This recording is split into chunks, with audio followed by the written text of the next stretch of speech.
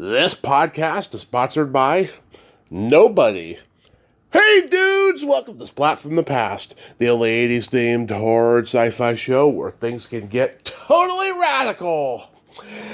Now today I will be welcoming back the beautiful, the talented Julia Fulton, actress, author, teacher, and we are going to nerd out on the entertainment of our youth. And you know the drill: film, television, and music. And I can't wait. This will be Julia's third time on. I love having her on. She's got a great laugh, great sense of humor, and such a zest and passion for life that I love talking with her. And it's going to be another great conversation today. I want to find out how her book, The Bridal Path, has done, because that's what we talked about last time. Also, it's official. I have COVID. I never thought I would, but it's day 7, and at least it's getting better. No more fever, no more chills. I'm getting physical strength back. Nose is still a little bit stuffy. My voice is obviously a little bit better, and I'm blowing out the green. So, c'est la vie. I'll be all right. I'm not leaving the house until Tuesday. So yeah, here is my new interview with Julia Fulton.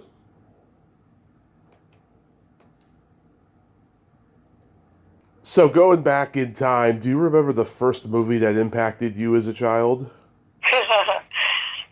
The first movie, yes. I was a big moviegoer as a kid. Mm-hmm. I mean, I was always watching, but I was very drawn to horror. I was drawn to the features. Do you remember that? Oh, yeah. Or Schiller's Theater? Yep. Okay. I was a religious acolyte of those channels, and I used to just watch everything that came along there. So those movies really impacted me, because later on, of course, I found my future in cult film. Yep. But I was impacted, I think, younger than that by Mary Poppins. Yeah, by the time I came around, there was no more local horror hosts. In the Bay Area, there was Bob Wilkins and John Stanley, who I've interviewed and stuff. But by the time I came around, it was USA Up All Night with Gilbert Gottfried and Rhonda Shear, and Joe Bob Briggs was hosting. But yeah, I mean, I was I was a big horror fan from day one. My parents showed me The Shining, and it scared the shit out of me. And I went back and watched it again when I was 7, because I was only a year old when they showed it to me. And after that, it just became my go-to horror movie every Halloween. And then I discovered the Friday the 13th movies, and then my love of horror was truly cemented then. Wow, I get it. I was deeply affected by the horror movies I saw in Creature Feature, and I think I extrapolated. You know what I got from Mary Poppins that I don't know if a lot of kids got, but I don't know. It was really upsetting to me, the movie. Yeah. It was extremely disturbing to me, because at the end, of course, she leaves. She abandons the children to their mother and father, which I know was supposed to be the happy ending. But seeing her as they all sing "Let's Go Fly a Kite," and she's airborne and she's waving goodbye, I was inconsolable. I mean, that to me was the saddest ending of a movie that I'd ever seen. Yeah. And it impacted me, Oh. But I know that the influence of Creature Features and Schiller's Theater were very much a part of my childhood. Yeah, what's more disturbing to me about Mary Poppins is how it got made. If you've ever seen Saving Mr. Banks. Oh, I haven't seen it. I couldn't. Yeah. It's pretty dark. Mary Poppins is sort of untouchable to me. Yeah, I appreciated their effort. But it's pretty dark, and it's sad of how that story came about, because it's based on P.L. Travers' own childhood. Yes, I read her book, P.L. Travers, a book about her, and she had a very sad childhood. Yeah, it's awful. It was the cross in Mary Poppins. I mean, there's so much sad about it. Him at the bank and losing faith and losing his job and, just being, servile, submissive man that he is, and how frustrated he is. Oh my God, it was so crushing. It was so sad. Yeah. Was horror the genre that you gravitated toward the most? I did. I definitely did. I mean, I only see that now. I mean, obviously my mother wasn't dragging us to horror movies, so it was really the TV at night, late at night. Sometimes we'd sneak down and watch the TV in the den on very low audible, very low sound. So we would lean into the grainy television set trying to understand what we were hearing because the audibility was so low. But I saw Night of the Living Dead that way. I set my little clock for 2 a.m., 3 a.m., and crept downstairs, and it was on, like, the local WOR New York channel, and only that, in the middle of the night. And even then, it was censored. But I had to see it. So I sat up and watched it by myself at night, and I must have been, how old? The film came out in 1968, but then it was on television in the 70s. Yeah. So I was like middle school. Yeah, it was the first movie shown on Bay Area Creature Features. I can tell you that in '71. Yeah, I mean, I loved that one. I loved the sequels, Dawn of the Dead and Day of the Dead as well, especially Dawn of the Dead. That movie got me through a difficult period after my grandmother passed away when I was 18. I love that movie. It's so campy. I really loved it. I thought it had so much to say about people's relationships with each other. I couldn't get over how the people in the house turned against each other instead of pulling together to fight the zombies, Right. And it all broke down to race, because the lead was an African-American actor named Dwayne Jones, and the other lead was a white man, Harry, who played the character Harry.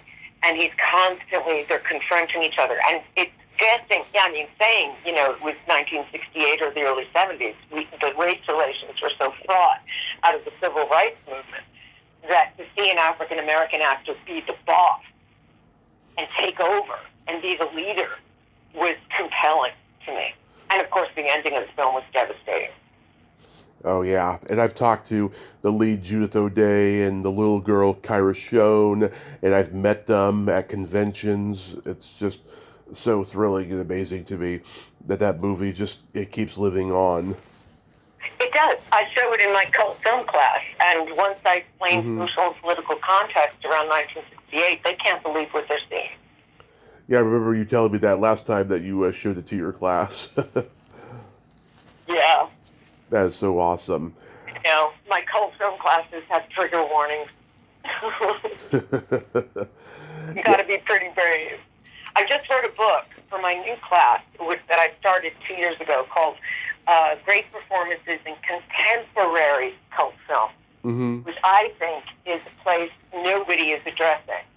No. So I take films that I think went under the radar due to COVID and other reasons, and I talk about them in terms of cult criteria. So we can establish that it's not just 30-year-old films that are considered cult. If we use the criteria that we judge cult films by, we could do it with current contemporary films as well. Absolutely. Yeah, horror and comedy were like my two growing up. For comedy, I loved Mel Brooks and Neil Simon and Woody Allen and all the comedy teams like Martin and Lewis, Laurel and Hardy, the Marx Brothers. Oh yeah, I was very into the Marx Brothers. Again, television at that time was just doing things in public domain. So you saw all these old movies, and Duck Soup was a revelation to me. I'd never seen, Groucho and his articulate absurdities. I just was bowled over. I loved them. I loved Harpo the best.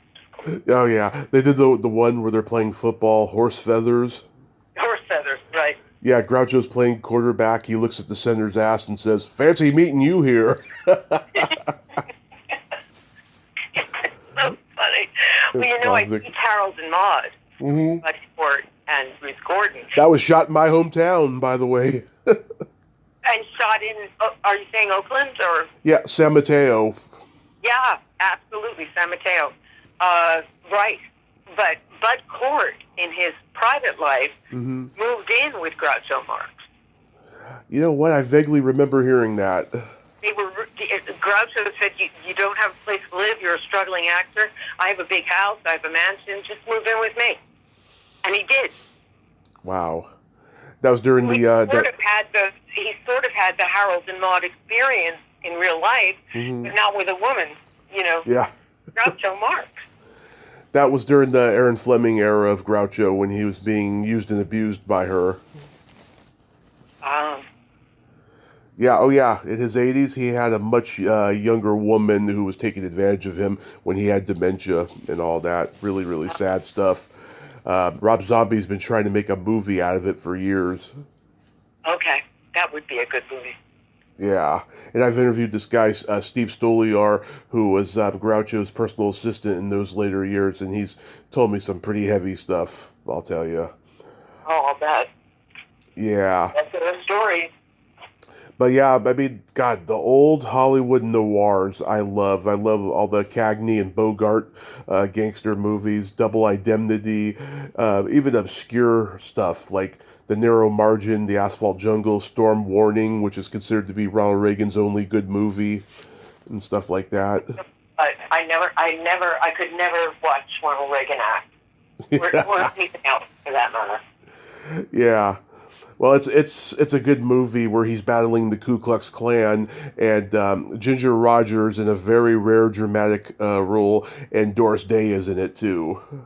Wow. Yeah, it was Warner Brothers, 1951. Okay, that's a bit of a gap in my cinema history. I'm not big on the 1950s. Yeah. That's for science fiction, of course. Of course, yeah. So, like, what are your favorites of the creature feature mode of films? Oh my God! Did you ever see or hear of a movie so old, black and white, called Horror Hotel? Horror Hotel. I know Horror Motel, but not Horror Hotel. Let me make sure I'm right on that. Let me just. I'm not. I mean. I haven't thought of it in years. I was really young when I saw it on Creature Feature or Chiller Theater. And it was the best story. It was about, let me make sure I have that title right. I might not. I might be conflating it with something else. But the story was of a young man who took the challenge. He was broke. He took the challenge of staying in the haunted hotel, the haunted mansion, for overnight. He had to stay till sunrise. And nobody else would do it. They died in the attempt, and he said, I'll do it. He was desperate. And so the whole movie takes place at night, and his night to stay alive. And, of course, the ghosts come, and he has all these encounters with the ghosts. But he has one, and they're all scary, right? He thinks he's going to die each time. But there's one ghost he takes a fancy to. It's a very sad and beautiful ghost, and she looks at him mournfully from a distance a lot. And he falls in love with her. And so he tries to, that's what's so fascinating about the movie, that he changes halfway through from being terrified of the ghost to wanting more of her. And they fall in love. He finally wins her over as sunrise is starting.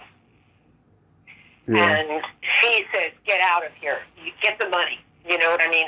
I'm a ghost. You can't be, go. Save your life.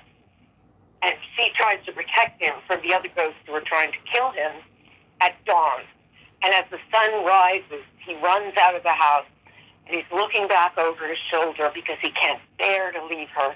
And he gets out of the gate, the wrought iron gate, as the sun hits in full force. And then the gate swings behind him and punctures him with its iron knobs. Wow. And the very last moment is a voiceover of him saying, her saying, I guess we're together, forever now. And him saying, yes, my love. And so he goes off to haunt the hotel with all the other ghosts because he's in love with her. Wow. It was horror, but it was also like gothic romance. Yeah, it sounds like it. But yeah, it's a wonderful, very, visceral kind of film because it's horror, but it's got all this heart to it. Wow. It's very poignant at the end because half of you wants him to get the money and get away because you like him so much, and the other half of you is saying, "Oh, but he has to leave the only woman he fell in love with." Very good. I should look up that title though, make sure I have the right title. Well, I looked it up. It says Horror Hotel 1962. Well, that sounds right. Let me see. Yeah. Robert Stevenson directed it. Okay, no, it's not. It's not. Okay, this is the witchcraft movie. Yeah, and this one I saw, and it absolutely shocked me to death because it starts just like Psycho with a very beautiful blonde heroine, and then plot point one, she's killed. And it's so shocking. You can't believe it's going to happen because you've been spending 25 minutes investing in the hero of the film, and she's died.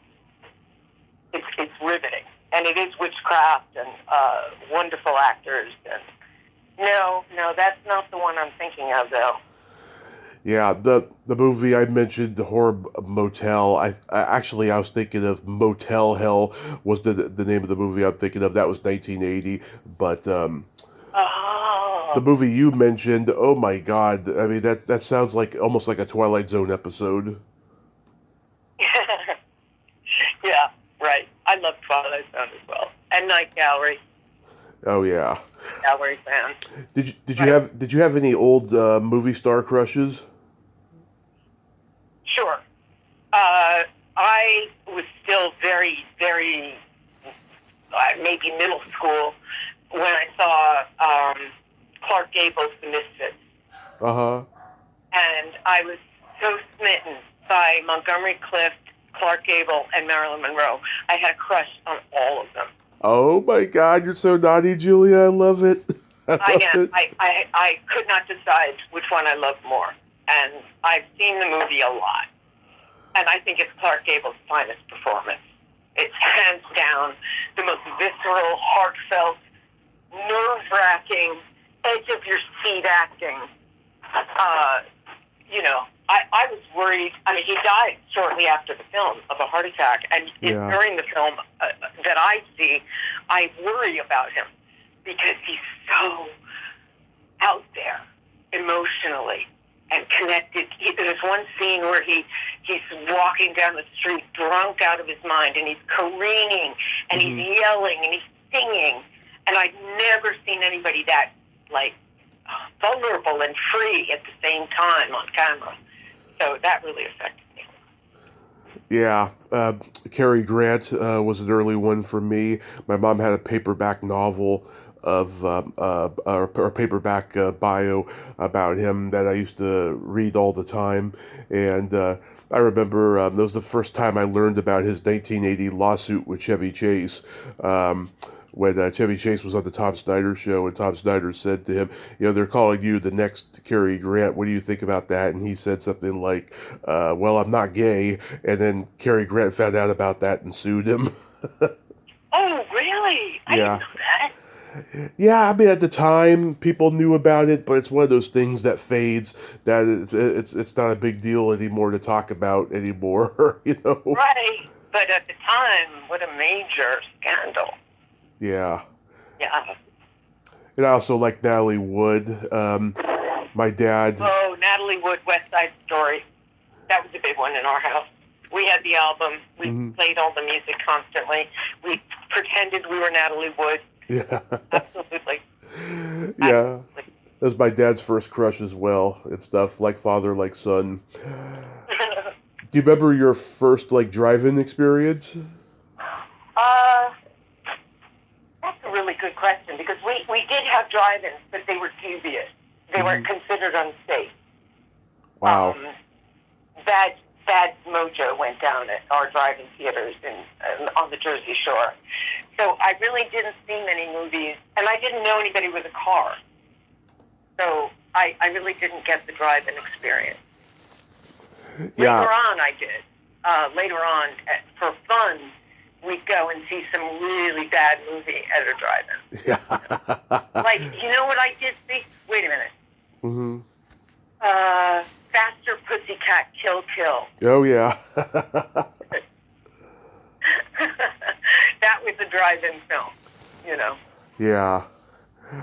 Yeah, I was 2 when my parents started taking me. I saw Weird Science and Rambo 2, and they would take me all the time. And then at 3.5, going on 4, they stopped taking me for a while because it got to a point where I was either falling asleep in the back seat or I was getting out of the car and knocking on windshields.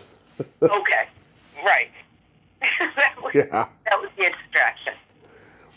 Yeah, and I remember the first time I ever saw Charlie Chaplin. My mom and I had to go to the snack bar. She had to go complain about something. She took me with her, and I saw this cardboard poster of Charlie Chaplin. It was a Bagley's cookie ad, and I was like, "Hey, Mommy, I want a cookie just like that man has." And she's like, "You don't get a cookie. I'm mad."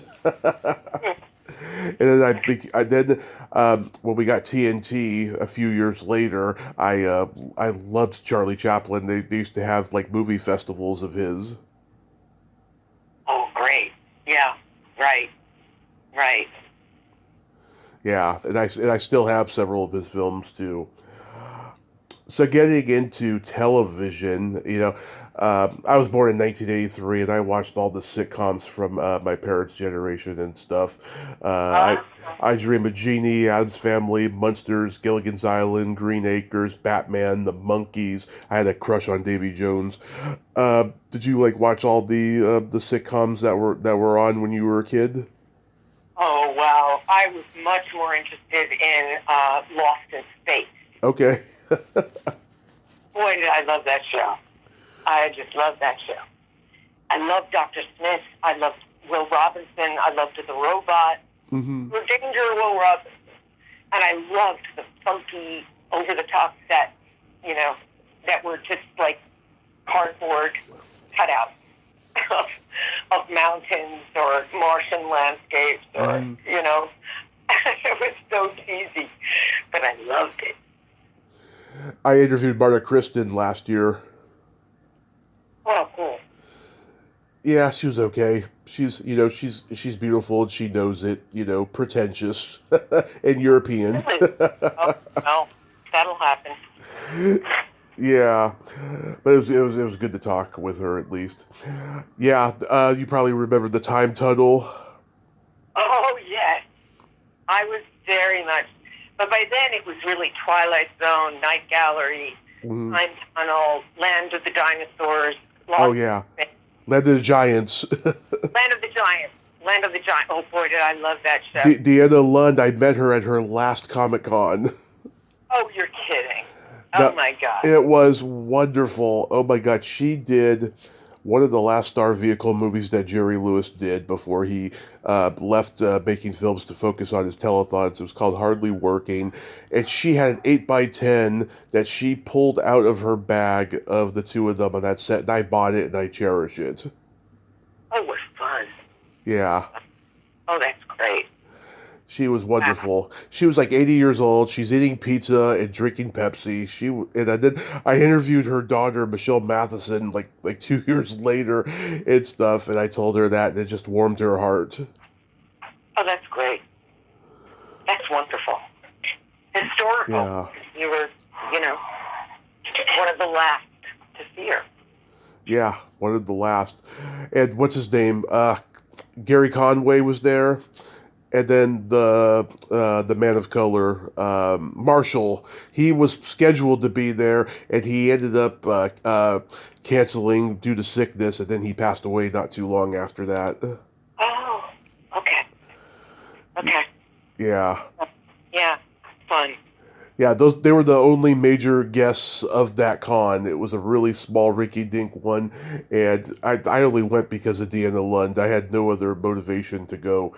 I was like, yes, this is my chance now, because I was brand new to the Comic-Con scene, and I really wanted to go, and I'm glad I did. Okay, the last 8 by 10 that I ever had signed, in fact, the first 8 by 10, well, no, one of the first ones was back in middle school. I would write to shows and get 8 by 10.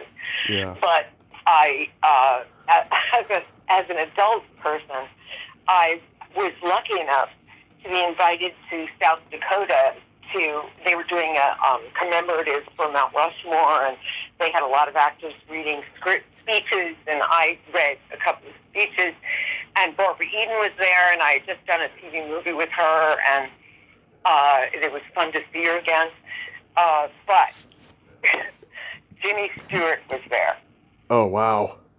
He was there with his wife, Gloria. He was my favorite, like, old-time Hollywood actor. I loved him. I mean, of course we did. Yeah. Of course we did. And so I went up and struck up a conversation, and he invited me and a couple of friends I'd made to dinner with him and Gloria. And at the end of the dinner, it was wonderful, a local restaurant. And at the end of the dinner, I said to him, do you still have 8 by 10s? You want to give me one? Would you sign it? And he said, oh, of course. Gloria, where did we have those pictures? You know, and somebody disappeared, an assistant, and came back with the 8 by 10, and he signed it to me and with a term of endearment, and it was really special. I still have it. Love it, love it. Yeah, I'm sure you love the original Star Trek. You know what? I did not. I had moved on from, Lost in Space and such, to different genres, and Star Trek and I never made friends. I'm one of the few. Yeah. But no, I missed that whole thing. Interesting. Wow. Let me see. Were you a big Saturday Night Live fan? Oh, sure. From the beginning. First cast. Gilda Radner, Jane Curtin, Lucy, Bill Murray, Dan Aykroyd. Of course. Come on. They were the best. They were the best. I always tell people that's my favorite cast, and that's saying a lot considering it's going on 50 years now. But they were doing everything for the first time, and it was raw and punk rock and so irreverent in the post-Vietnam era. And they were bringing stuff to network TV that they did over at National Lampoon and Second City, and just stirred up a lot of pots over there, and this was just so groundbreaking for its time. Oh, yeah. They were so good, and I loved it. I loved all of it. I especially loved Gilda Radner. Oh, best. I loved her film with Gene Wilder called The Lady in Red. Love that, yeah. One of my favorites. That is one of my favorites as well, and oh my God, that movie, any scene, if I'm, in between things, if I see it's playing and I miss the start time, I'll just tune in and watch the rest of it. I can't stop watching it once I tune in, because Gene Wilder, who was a deep crush of mine, is so funny. Gene was one of my comedy idols growing up. I just interviewed his widow for the documentary that just came out on Netflix. I recommend it. It's such a loving tribute to Gene. Oh, I'll see it. Yeah. Yeah, I know it's out there now. I'll see it. I'm a big fan. But I thought The Lady in Red with Gilda Radner, she was unbelievably funny. I mean, drop dead funny. Yeah. Lady in Love with Gene Wilder. I don't know how that movie didn't get an R rating, because we see a quick shot of Kelly LeBrock's vagina near the end there when they're all naked. And my dad, of course, has to comment on that all the time because he's a guy. Well, I missed that. Yeah. I missed that. Yeah, but I think that movie is hilarious, the scene where Charles Grodin's playing Blind Man. Yes. Oh, very. I couldn't tell sometimes. And I love Gene Wilder with Richard Pryor. Mm-hmm. What a team. Oh, God, Silver Streak, Stir Crazy, See No Evil, Hear No Evil. And then that last one they did was awful, Another You. Never saw that one. It's that awful that you never saw it. Yeah, it's that Yeah. bad. Yeah. Well, they played off each other with great chemistry. I really enjoyed them together. They were the best, the best. Did you like any of the Croft Brothers shows? What were they? Oh, they did Land of the Lost and H.R. Puffin stuff and Sigmund the Sea Monsters and Oh, no. I think I was too old for those shows when they came out. Land of the Lost was awesome. I'll tell you that was it was a cute survival show with dinosaur puppets and everything. And as cheesy as it looked and low tech as it looked, it was a pretty groundbreaking show for its time. And they remade it in the early '90s when I was a kid. It was on Saturday mornings after cartoons, and of course they gave it high production values because they could in the early '90s. And it was good, but the original, it just has such a charm to it. That's why the original has such a huge cult following. Oh, okay. I remember, as far as puppets go, I do remember it was Sherry and Lamb Chop. Yeah, and oh my God, I've heard that Sherry Lewis was really mean. Sherry Lewis. Yeah. We watched her. If she was going to be on anything, a talk show with her puppet, anything. Yeah. Watch Sherry Lewis because she was witty and vibrant and an incredible ventriloquist. And she was just groundbreaking, really. In real life, though, I heard she was with a puppet entertain crowds the way Sherry Lewis could do. Yeah, I heard in real life, though, she was bipolar and angry and upset all the time. I heard that, too. There's always some sort of strange aura or curse around puppets sometimes. Yeah. Use an alter ego like that. It's a little bit, it can go off the rails. Yeah, there was a show I watched when I was a kid. There was this cute little puppet mouse who had just... Petitio. No. This was called Today's Special. It was a Canadian show. Oh, okay. The woman who did the voice of this little mouse who had just the cutest little voice and was the cutest little thing, I tried getting an interview with her. She is a very unapologetic liberal up in Canada and very political and outspoken, and she's also not very nice. And so I was disappointed with her when she blocked me. What? Really? Yeah. And I interviewed her ex-husband, who did voices for the show as well, and he liked me and everything. I don't know what the issue was. You never know. Yeah, but in the '70s, though, like you never even got into like the Mary Tyler Moore Show or anything. Mary Tyler Moore and Marlo Thomas, that girl. I watched Marlo Thomas, that girl. I watched Mary Tyler, but Mary Tyler Moore was the queen. The queen. And everybody on that show, we watched this repeats over and over again. Yeah. Valerie Harper and Phyllis Horace Leachman and what a cast. Ed Asner. Yep, Ed Asner. I got to talk to him before he passed, and I've talked to Joyce Bulifant, the lady with the little voice. Sure, I remember. Yeah, she's one of my favorite interviews I've ever had. She is so funny and so witty with that little voice. And I loved the Mary Tyler Moore Show. It just had brilliant writing on it, and they had some female writers that I've gotten to interview that were really funny and very pioneering for their time. I love Three's Company. It was a big deal because you were watching a woman who was not in a relationship, mm-hmm. who was, carrying a lot of authority at the news station. Mm-hmm. I mean, no matter how powerful Ed Asner's character was, she would always come through with the final solution, Yeah. I thought that was cool. I'd never seen that before. And the funny thing is, that girl, she was kind of like Mary Richards, before Mary Richards and before Women's Lib. Actually, she, I mean, it's probably the Depo baby thing, the fact that she was Danny Thomas's daughter, that she got that show, shortly before Women's Lib.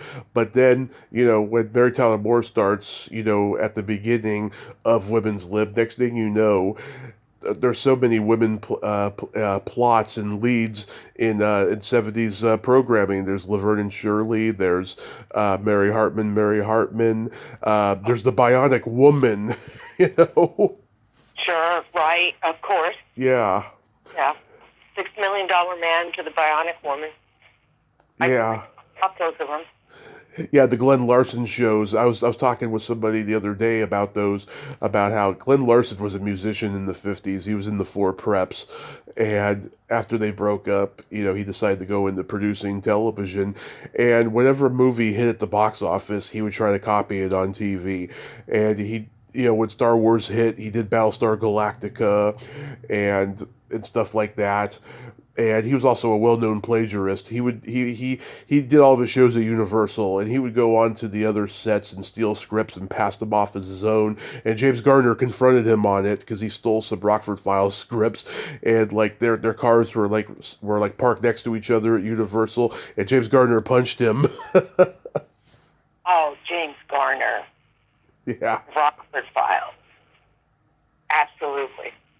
Absolutely. Oh boy, did my mom love James Garner. I think a lot of mothers did. And then she transferred her allegiance to Tom Selleck in Magnum P.I. Yeah. Oh yeah, well, because Tom Selleck was on some Rockford Files episodes. Yes, he was. Yes. Yeah. And then we went with him to Magnum P.I. And I remember then when I was doing the movie on the shuttle Challenger, right? And we were shooting at NASA. I was playing flight engineer Judy Resnick. Yeah. Yeah. And she, in her biography of her, a little known fact, Judith Resnick was in love with Tom Selleck. Yeah. And she had 8x10s of him in her room. So in the movie, there's a scene where the astronauts are preparing for flight takeoff the next day, and a lot are working on their books, and a lot are working out physically. And when it came to my private moment, I said, could I just deal with Tom Selleck in this?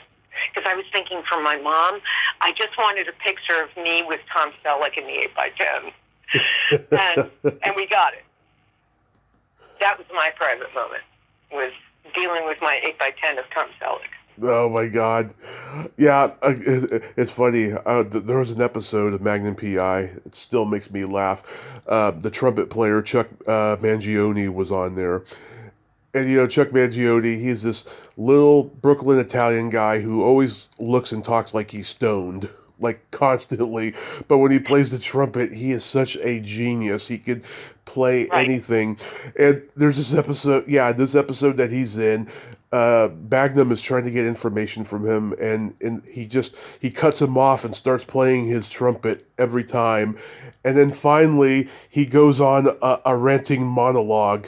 And then the scene ends with Magnum saying, "Thank you, Chuck," and then walks away after he's like trying to ask him questions, and he's just interrupting, playing his horn, and then goes on this long rant as he's just walking away because he gave up on trying to talk to him. Oh, that's brilliant.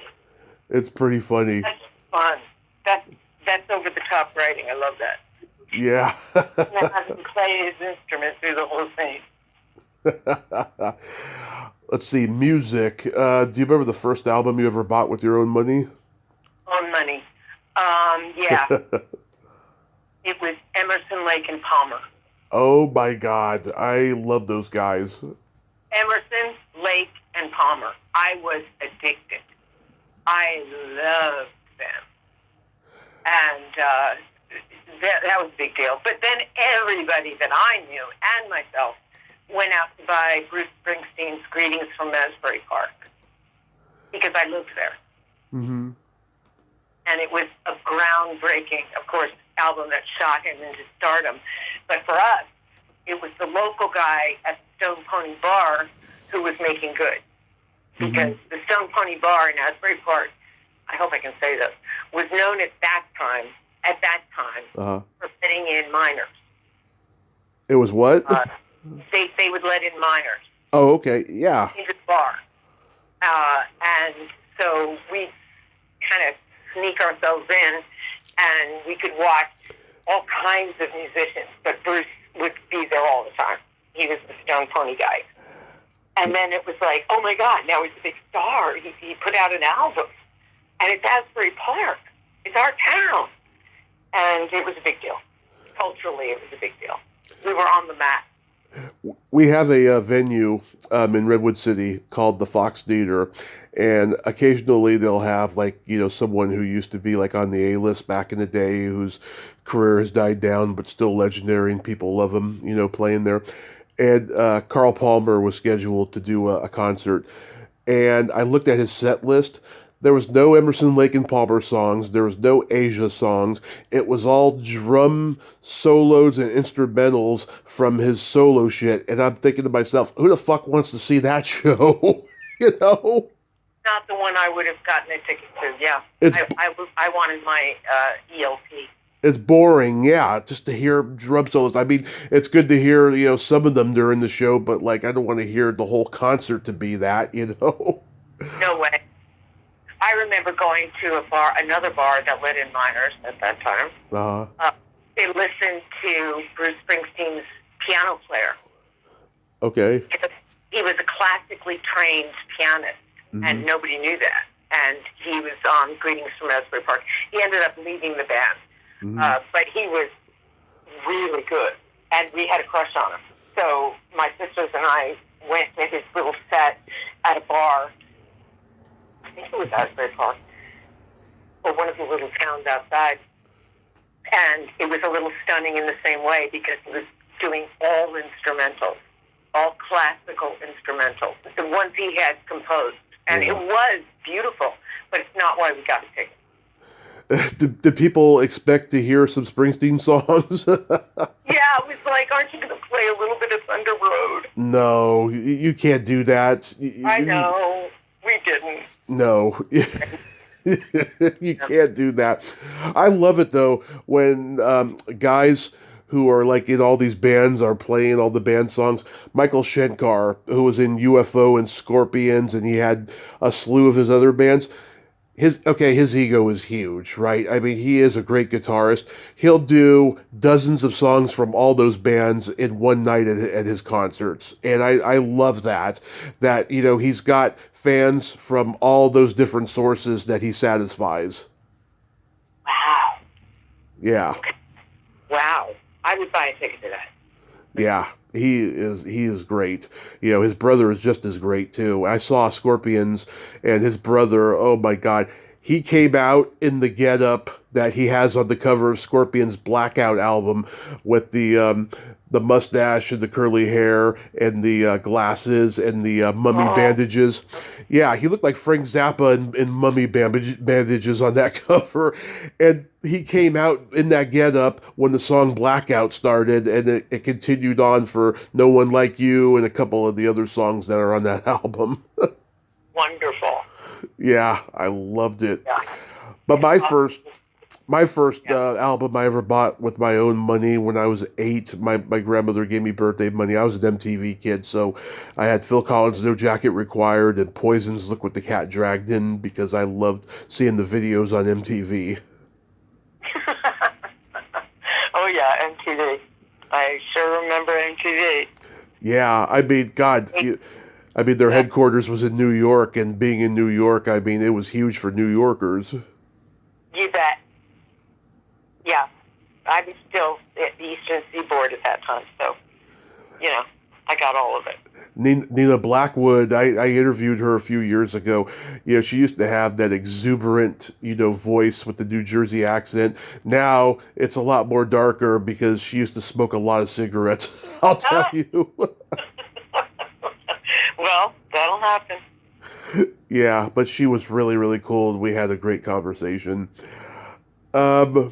Yeah, vinyl records. My parents had a big box of vinyl records, everything from the Beatles to the Stones to Rod Stewart, Fleetwood Mac, Johnny Cash live at Folsom Prison, which I thought he was a prisoner performing in a prison. Good taste, your parents. Oh yeah, yeah. I mean, being baby boomers, you got to have great taste in music. Right, right. I remember in my household in the 70s, Mhm. it was Herb Albert and the Tijuana Brass. Love them. Big deal. We had all of their LPs. And also, what was the group that sang Up, Up, and Away in My Beautiful Balloon? I'm gonna have to look that one up. Oh my God, they were so popular. Anyway, it was that group, and it was Herb Albert in my house, for sure. Nice. Yeah, they weren't playing the Stones. Yeah, I interviewed Herb Alpert's daughter-in-law. She used to be an actress, and she was in a cult movie I like and stuff. She loved the fact that I was a big fan of her father-in-law's. Oh my God, Herb Albert. Boy, my mom, her crush on Tom Selleck notwithstanding, Herb Albert was king too in our house. It was like, put it on Herb Albert. I can hear a tune even now that, even strikes me as reminiscent of his playing. And I go right back to that time, that place, that age. My parents happy that Herb Albert was on the stereo. Oh, I found it. Up and Away is the fifth dimension. Thank you! The fifth dimension. Remember them? Yep. I think I tried to get an interview with somebody from it once because I love their music. One Less Cell to Answer. That was one of their big hits. I thought they were a very underrated R&B group at the time when R&B was so oversaturated with Motown and Memphis Stax and all that. That's the thing. Motown wasn't big in our house. We had the Fifth Dimension. They were big in our house. Mm-hmm. I had to find everybody else later. What was your first concert?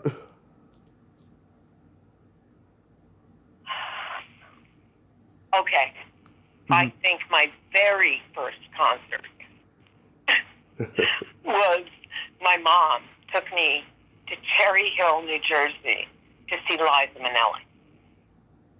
Oh, good. That was my concert experience because it was so interesting because Cherry Hill is a real, well, at that time, it was a very small place. And to have, I just seen, I don't know, maybe Cabaret or something. Mm-hmm. And so Liza Minnelli in flesh, and Judy Garland's daughter, and, that kind of thing. And so what happened was they came out on stage, the entire ensemble, because it was a big dance show. She was a big dancer at that time. And they came out in jeans and ripped T-shirts and no backdrop. I mean, they just came out. And Liza made a speech to the audience. And she said, we had to fly in here, right? And our costumes and sets didn't make it. So we're going to do the whole show as is. And, of course, everyone was like, oh, where's the sequins? Where are the spangles and bangles? Mm-hmm. But you know what? It was riveting. It was a great show. Wow. I really was more in tune with Broadway than I was with concerts. Okay. Yeah. My mom was a big Broadway fan. So she knew I was. I was acting in 3rd or 4th grade and kept it up. So I wanted to see whatever she had a ticket to. And we'd just go on the bus from the Asbury Park bus station to Port Authority in New York, walk to it was the center of the theater district in the 70s, and it was very grimy and dangerous. But my mom would just stalk through with her, holding hands with me, and we'd wind our way to these theaters, and then we'd go have lunch at a place called La Creperie that was right close to the Algonquin Hotel, mm-hmm. Grand Central Station.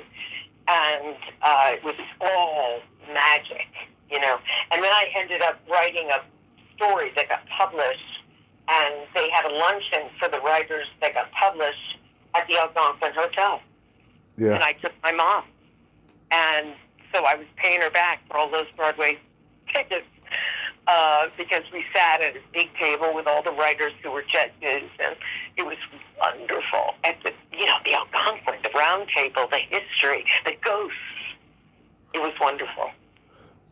That's wonderful. How about, but did you ever like go to a rock concert or anything? Bruce Springsteen. Just Springsteen? Yeah. Do you remember which? How do you get better than that? Do you remember which tour it was? No, I don't. Yeah. Oh. My dad went to high school with Bruce's sister Pamela. Oh my God. 6 degrees of separation.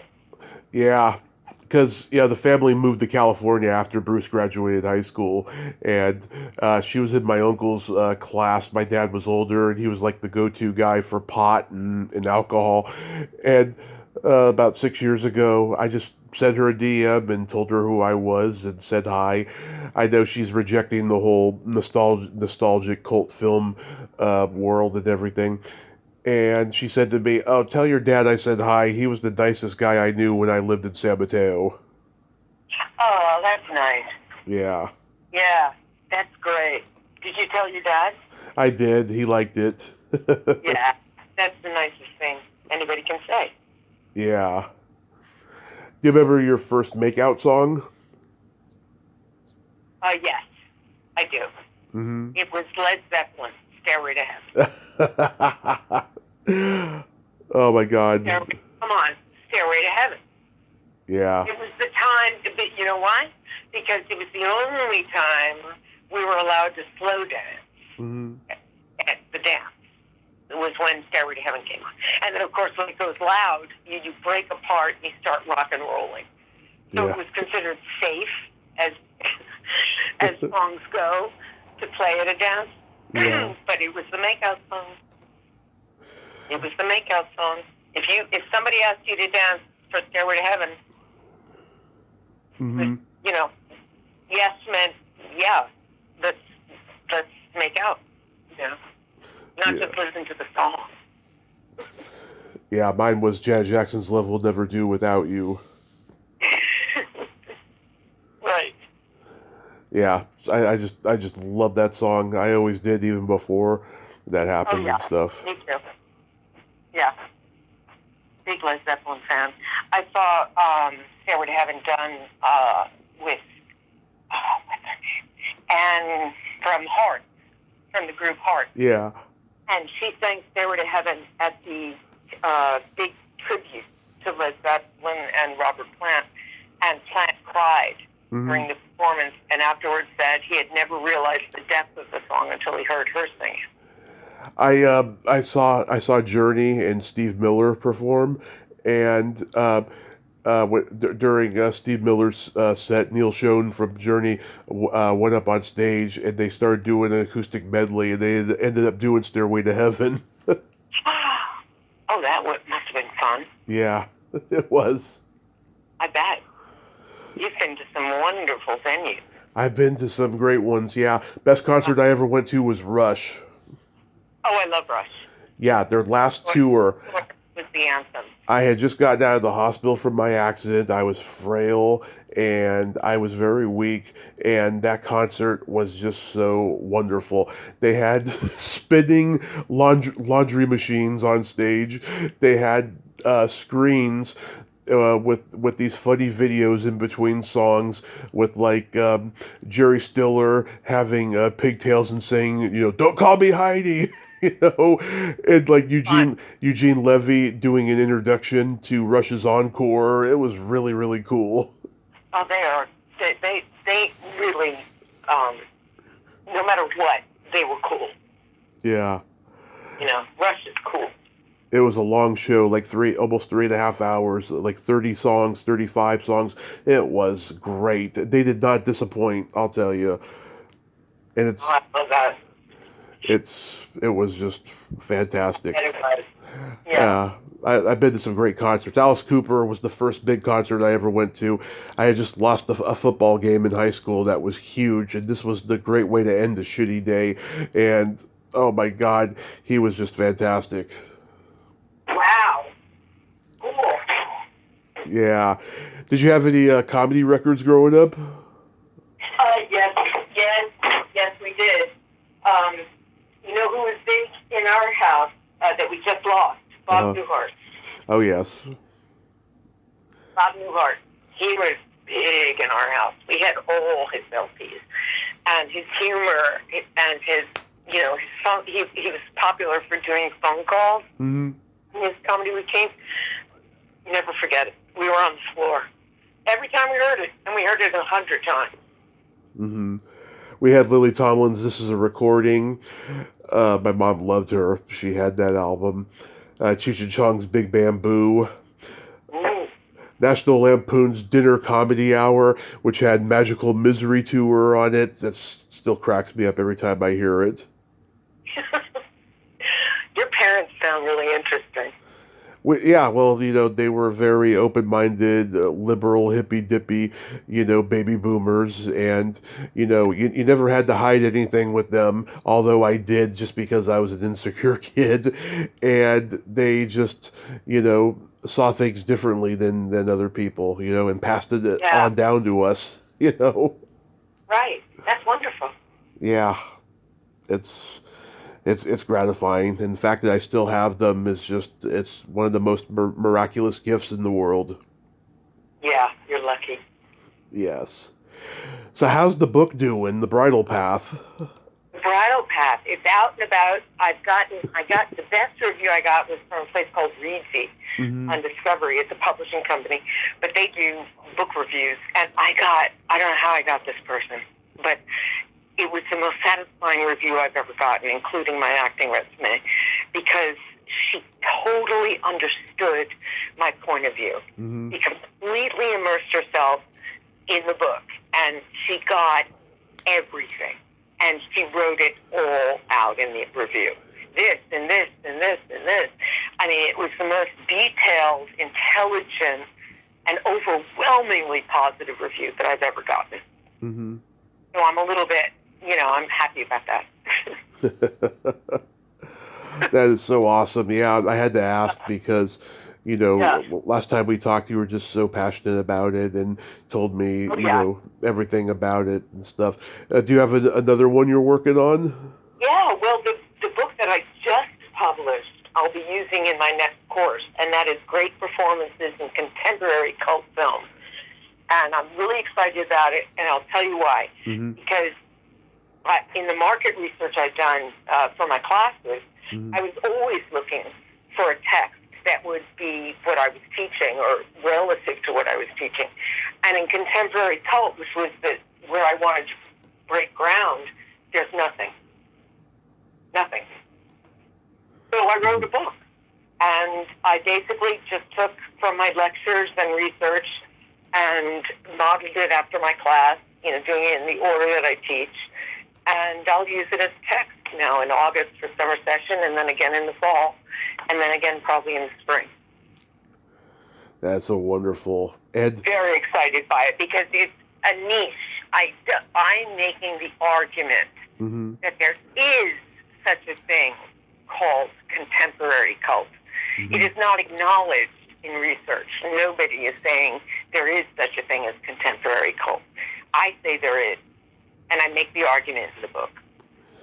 And you've had your students read it? Well, next session. It just was published about 2 months ago, and I've got it on the syllabus for August. Mm-hmm. That's so awesome. How's teaching going in general? Very exciting, because I teach a very socially, politically involved class. We're not just watching movies. We're dissecting the social constraints and cultures that inform the point of view of the film. And the social and political context of the film, the social and cultural impact of the film. Right. I think that's really exciting because nobody is doing this. And my students are very confused at first, saying, I didn't even know this was a thing. And I'm like, well, now it is. Yeah. I just made it up. but I believe in it passionately. And I think it's a new genre we should consider with criteria of films that didn't do so well, but are going to be timelessly viewed in the future. Yeah. That's funny. I've told this story many times, but like when I was in junior college, I took a film class, and the teacher asked me not to come back the next semester because I was always correcting him in front of the students, and I would make the students laugh because I was a 19-year-old cocky kid, and I was just, I was just so anal about things that he would mess up. And we're watching great movies in that class. We're watching Alfred Hitchcock's Vertigo, which is my favorite of his movies. That's the one Hitchcock movie I can relate to the most. And like Silence of the Lambs and Amadeus, which is one of my top 10 favorite movies of all time. We're watching great movies, and he's just getting certain things wrong, and it was just embarrassing. And I remember hearing guys like Kevin Smith saying, one of the reasons why he left film school was because he didn't need some, because it was up in Canada. He's like, I don't need this Canadian failed filmmaker to tell me what Jonathan Demme was trying to accomplish with Silence of the Lambs and stuff. So it was pretty much the same thing I experienced. And this guy was obviously insecure. That's why he asked me not to return. That's very unusual. Yeah. I mean, I really feel passionately about debate in my class. Yeah. I want people to be provoked by what they see. I want them to disagree or contest the strata that I'm talking about. And that's fine with me. Mm-hmm. Yeah. In hindsight, I take it as a compliment. Yeah, it's censorship. That happens. Yeah, but that's great that you still love teaching, and that it's going well like that, and like do you ever regret not doing this sooner? Oh, that's a great question, Tommy. That's a really good question. Thank you. I began teaching while I was still doing a lot of acting. A friend of mine turned me on to UCLA Extension, acting for non-professionals. I started there. And then I had such success with my students. I opened my own studio in West LA and had a lot of the UCLA students come for another 2.5 years until I left LA.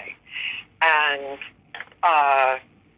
so I knew a long time ago that I loved teaching, that it was a balance to artistic temperament, because artistic temperament unchecked becomes self-indulgent, in my opinion.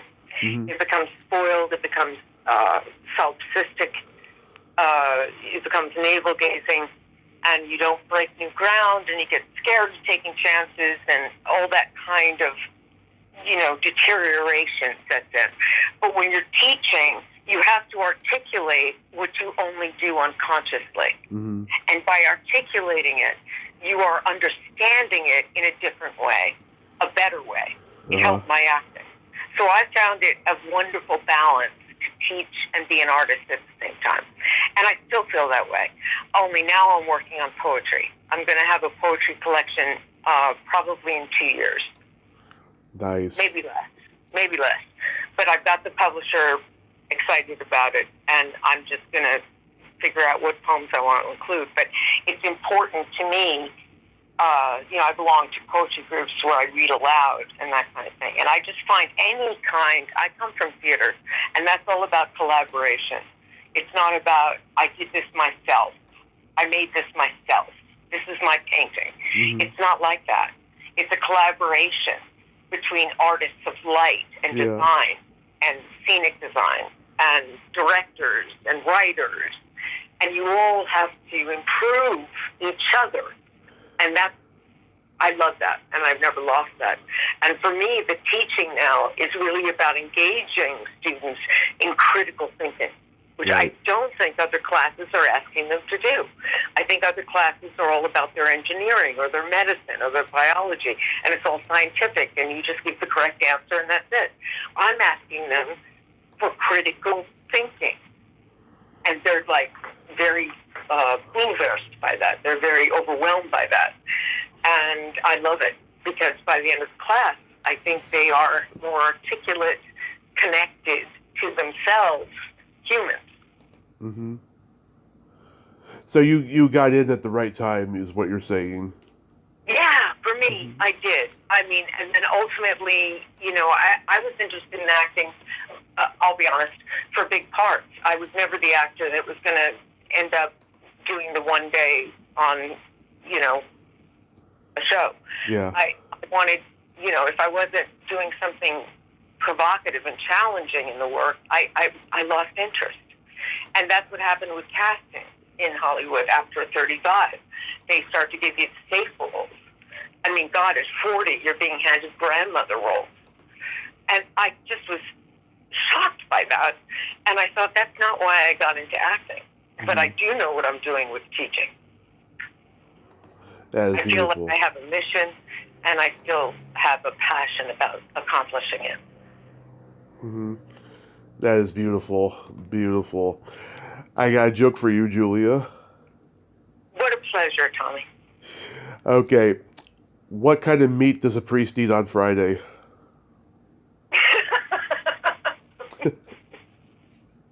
I'm not going to answer that because it would be off the record. But, I was raised Catholic, so of course, it's fish. I was too. But It's none. there you go. Yeah. I figured an answer like that. Yeah. Yeah. Oh my God. I am so turned on by the fact that you had that threesome fantasy about those old time movie stars. That is so awesome. Absolutely. Absolutely. That is Right. so awesome. I know. Right. Deeply affected me. Julia, I love you. Thank you for nerding out with me today. Oh, it's a pleasure, Tommy. You're such an engaging collaborator. Thank you. Pleasure. You are too. And yep, continue writing. And I'm glad that you still love teaching. And it takes a lot of patience. I know I could never do that, but you have yourself a great rest of your day and be safe out there. I will. And you too. Feel better. I will. Feel better, Tommy. I will. Okay. Okay. Thanks. Yep. Bye-bye. Well, there you have it. Julia Fulton, ain't she a sweetheart? Oh my God, I just love her. She is the best. You can't get any better than Julia Fulton. She's just the most wonderful lady, and she is so awesome. And I'm so glad we got to talk yet again. Well, until next time, this is Tommy Throwback Kovac saying there's no shame in living in the past because the present sucks. Later, dudes!